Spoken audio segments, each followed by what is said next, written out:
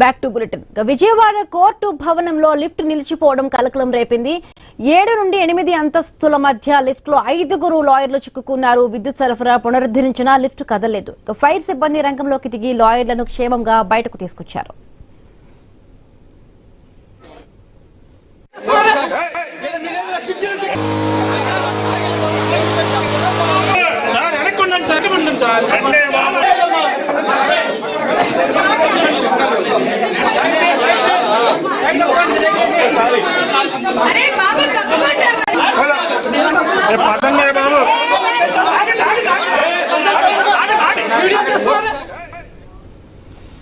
Vijayawada court భవనంలో lift నిలిచిపోవడం కలకలం రేపింది.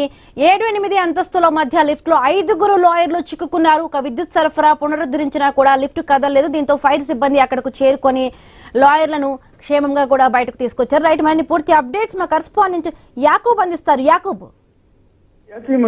విజయవాడ కోర్టులో 7వ అంతస్తులో లిఫ్ట్ లో 5 లాయర్లు ఇరుక్కోవడం జరిగింది. సుమారుగా అంటే విద్యుత్ ఒకేసారిగా ఆగిపోవడం అక్కడ ఈ ఘటన జరగడానికి కీలకంగా అయితే తెలుస్తుంది. అయితే అసలుకే విజయవాడ ఉక్కపోతుతో ఇబ్బంది పడుతున్న నేపథ్యంలో లిఫ్ట్ లో సుమారుగా 2.5 గంటల సేపు పై చిలుకు లిఫ్ట్ లో ఉండిపోవడం, వాళ్ళకి అక్కడ గాలి అందకపోవడంతో కొంతవరకు ఇబ్బంది పడిన పరిస్థితి. స్థానికంగా ఉన్న లాయర్లు అదేవిధంగా సిబ్బంది వెంటనే అక్కడికి రావడం, ఆ లిఫ్ట్ ని క్రూజ్ ని ఓడదీయటం, కొంతవరకు వాళ్ళ దగ్గర ఉన్న వస్తువులను తీసుకొని అక్కడ వాళ్ళకి కొంత గాలి ఆడేందుకు కొన్ని వస్తువులు అట్లు కానివ్వండి ఏదైనా ఇవ్వడం జరిగింది. ఈ నేపథ్యంలో వెంటనే లిఫ్ట్ కి సంబంధించిన సిబ్బంది అక్కడ వెంటనే రావడం జరిగింది. ఆ తర్వాత అక్కడ ఉన్న జనరేటర్ ను ఆన్ చేసి ఆ లిఫ్ట్ ని కిందకి దించి వాళ్ళని సురక్షితంగా బయటికి తీసుకొచ్చిన పరిస్థితి. ఏదేమైనా ఒక కోర్టు ప్రాంగణంలో ఇటువంటి ఘటన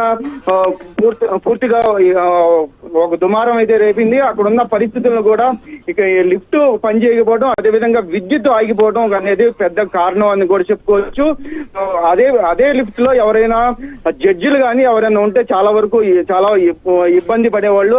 ఈ పరిస్థితుల్లో కొంత లిఫ్ట్లు ఇప్పటికే బాగు చేయాలి, కొంత ఇబ్బందులు ఉన్నాయని కూడా ఇప్పుడైతే లాయర్లు అయితే చెప్తున్న పరిస్థితి. Himabindu. Right, thank you Yakub.